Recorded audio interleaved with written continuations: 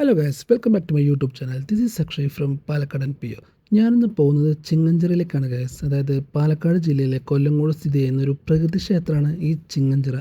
പാലക്കാട് ടൗണിൽ നിന്നും അറൗണ്ട് ഒരു 20 കിലോമീറ്റർ അകലെ, അതായത് കൊല്ലങ്കോട് എത്തുമ്പോൾ അവിടെ നിന്ന് ഒരു 6 കിലോമീറ്റർ കൂടെ സഞ്ചരിച്ചു കഴിഞ്ഞാൽ നിങ്ങൾക്ക് കേരള തമിഴ്നാട് അതിർത്തിക്കടുത്ത് സ്ഥിതി ചെയ്യുന്ന ചിങ്ങഞ്ചിറ എന്ന് പറയുന്ന സ്ഥലത്തെത്താൻ പറ്റും. 2 ഏക്കറിൽ വ്യാപിച്ച് കിടക്കുന്ന വേരുകളുള്ള ഒരു വലിയ ആൽമരത്തിനുള്ളിൽ സ്ഥിതി ചെയ്യുന്നൊരു ക്ഷേത്രമാണ് ഈ ചിങ്ങഞ്ചിറ. ഈ ആൽമരത്തിന് ഏകദേശം 2000 വർഷം വരെ പഴക്കമുണ്ടെന്ന് പറയപ്പെടുന്നു.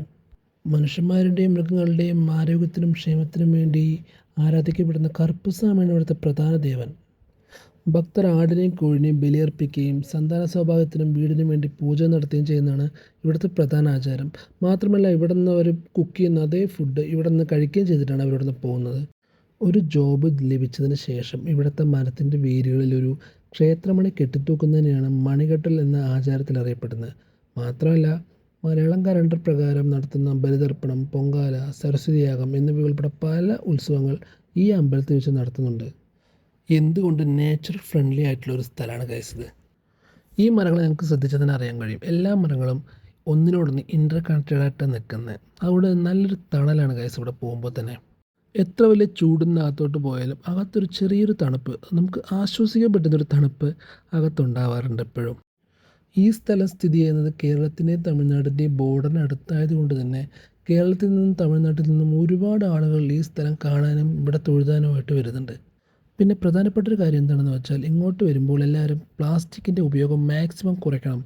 ഫസ്റ്റ് ഓഫ് ഓൾ, ഇതൊരു ഗ്രാമമാണ്, ഒരു അമ്പലമാണ്. അതിലുപരി ഇതൊരു പ്ലാസ്റ്റിക് നിരോധിത മേഖല കൂടിയാണ്.